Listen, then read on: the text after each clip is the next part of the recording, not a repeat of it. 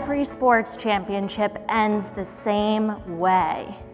Cue the confetti. Thousands of pieces of paper fall from the ceiling. The crowd erupts, cameras flash, players and coaches celebrate, the trophy is lifted. It's the moment every single person remembers. But the moments that the fans don't see are the thousands of hours that came before it. These are the practices, the setbacks, the sacrifices, the mental preparation, the moments when nobody was watching. The championship wasn't won when the confetti fell. The confetti simply revealed who was ready when that moment arrived. And that's true far beyond sports. Over the last 10 years, I've had a front row seat to countless high-pressure moments. I stood in the press box when the Washington Capitals won the Stanley Cup in 2018. I sat on the bench of an NCAA Division I men's basketball program at George Washington University, and I was even responsible for the confetti cannon itself while working for the Sun Belt and NCAA Division I conference. Across those experiences, I discovered something fascinating. High-performance athletes and high-performance professionals face the same challenge: delivering when the stakes are high. Today, through my work with Spoken with Authority, I've learned that the same qualities that drive success in sports also drive success in leadership: preparation, mindset, and resilience.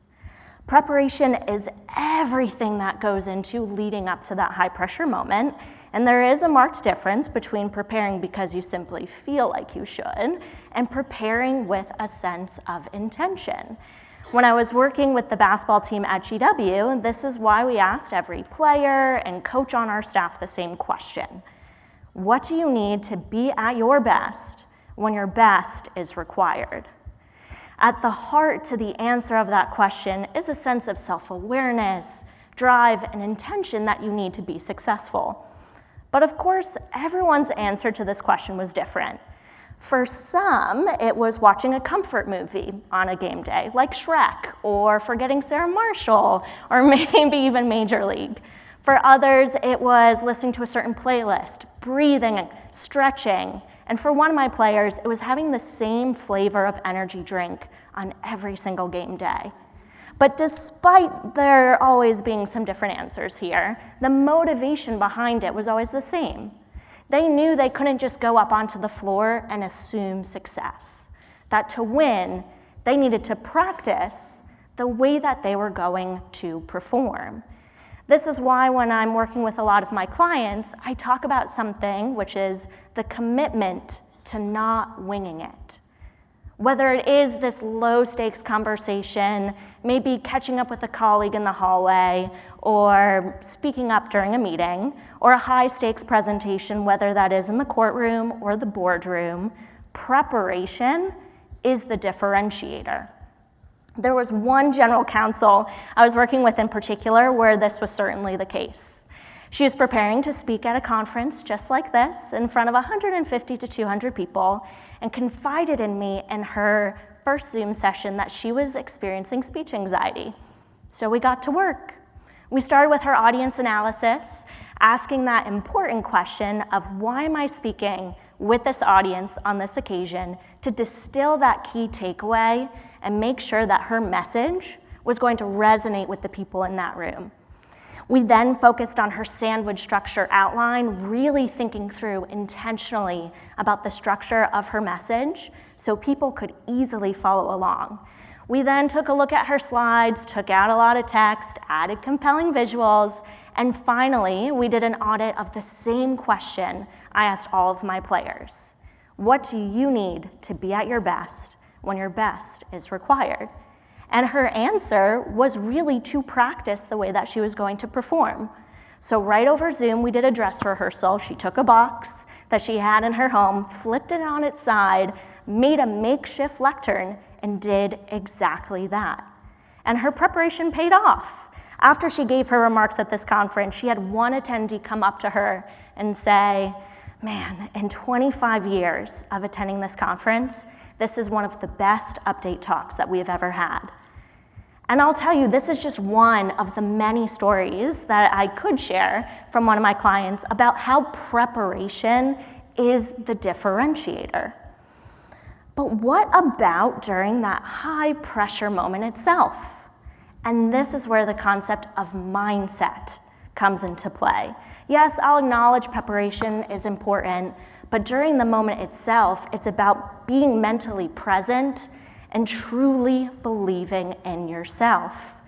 When I was working with the basketball team at GW, we started to notice that our guys were having a tough time transitioning from their practice mindset to their performance mindset. So what did we do? I went to the hardware store. I bought what seemed like the largest metal chain that I could buy and 27 locks. I distributed all those locks in the locker room to every player, coach, and team manager. We all wrote our initials on the back, and before anyone stepped out onto that floor on game day, they physically locked their lock into the chain to signify that they were making that transition from their practice mindset to their performance mindset. It was that mind-body connection that really allowed them to check physically and mentally in so they could be locked in. It's one of those things that has stuck with me to this day, which is why right now I keep this lock nearby because I'm mentally and physically locked in. And even in moments when I'm just on Zoom, I like to keep it right in front of me so I can keep locked into the moment and not get too distracted. It's funny, I was telling the same story to a client last week, and he said, Lauren, I think I know what I want my lock to be. I was like, all right, what do you think it's going to be? He said an on-air sign that he can flip on, so in moments when he needs to be present, he has that reminder. But I think what's important to acknowledge here is that with mindset, yes, you can be locked in, but there's that added layer that you need to believe in yourself. And what I've learned as a leader is that there are moments when you're in that high pressure moment and you start to feel that inner critic get a little bit louder, and that's when that imposter syndrome starts to sneak up at us. I'll tell you, my first basketball game working with GW, I was so incredibly nervous. We were playing at the Naval Academy, and in the depths of that arena, in the tiny little coach's locker room, our head coach, Jamie and Christian, could kind of anticipate some of my nervousness, said, Lauren, what type of person do you want to be when you get up there on the floor and you're sitting on the bench? And I remember I looked up at him and without skipping a beat said, Coach, I want to be a badass. So in that moment, I decided I was going to fully embrace that badass energy. So in my heels, my pantsuit, and a clipboard in hand, I held my head as high as possible, walked to my seat on the bench, and made sure I was going to be a badass. And instead of letting that inner critic get louder, I acknowledged it in the moment and said, no, I'm being a badass right now. And it's, again, one of those things that stuck with me, thank you, because I did get it stitched into one of my favorite suits. So I can never forget about it. But one of the things that I've started to realize about working with leaders is how often this inner guide and these moments and these mantras are so closely related to our values, which is why when I'm doing a longer coaching engagement with someone, I love to mine and dig for those values so I can get a sense of who that person is and then who they want to channel, who they want to become, and how they want to communicate as a leader. There was one leader that I was working with that was preparing to give a pretty big presentation, and as he pulled out his sandwich structure outline, he wrote two of his key values right at the top. Be grateful, be thankful. As he was first preparing his outline and then using it during the presentation itself, he let those two words guide him and ground him in the moment.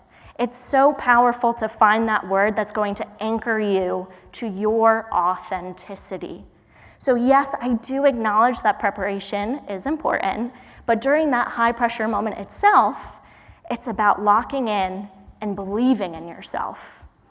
But as we all know, these high pressure moments never go exactly as we planned, and chasing perfection is a fool's errand. Trust me, I can attest to that.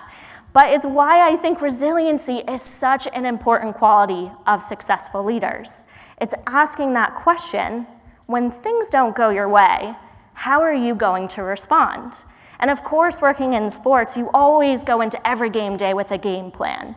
These are the plays we're gonna run, this is our substitution order, these are our special situations. But it never goes completely as we planned, so in moments when we needed to show some resiliency, some agility, and adversity, we turned to two key phrases. The first was, what's important now? W-I-N, win.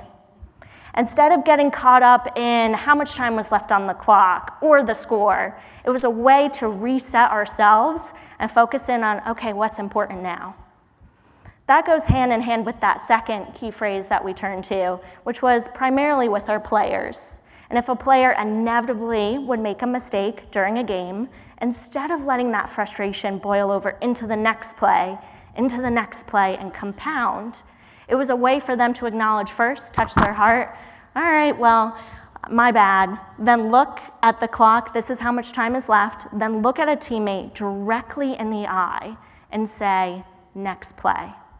Similar to that lock exercise, it's a mind-body connection that allowed a player to reset in the moment and focus on what's important now, winning. I've started to recognize that when I'm working with leaders, this resiliency is tested in the shoulds and the what ifs of leadership. I should sound more like my colleague, or what if I'm in a meeting and I don't know the answer to that question, or what if I get on stage and my mind goes completely blank? And I think as a coach, one of the most powerful things that I've come to realize is that it's not giving my clients all of the answers in that moment, but providing them the tools so they can trust in their preparation, tap into their mindset, and have that speaker toolkit so they're armed and ready for whatever comes their way.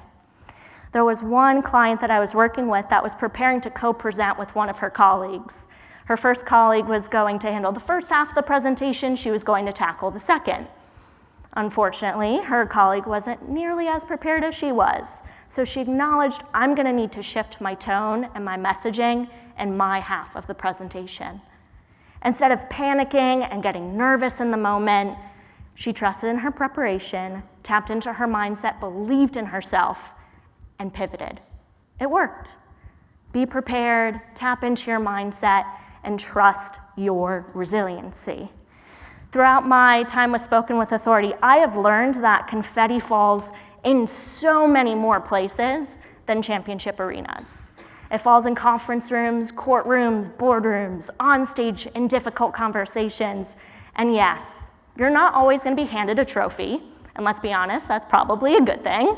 And you won't always be greeted with a sense of applause at the end.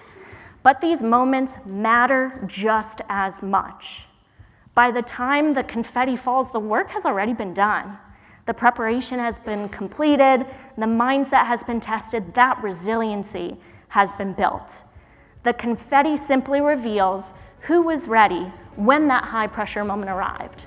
So my question for all of you is, when your high pressure moment arrives, what will the confetti reveal about you?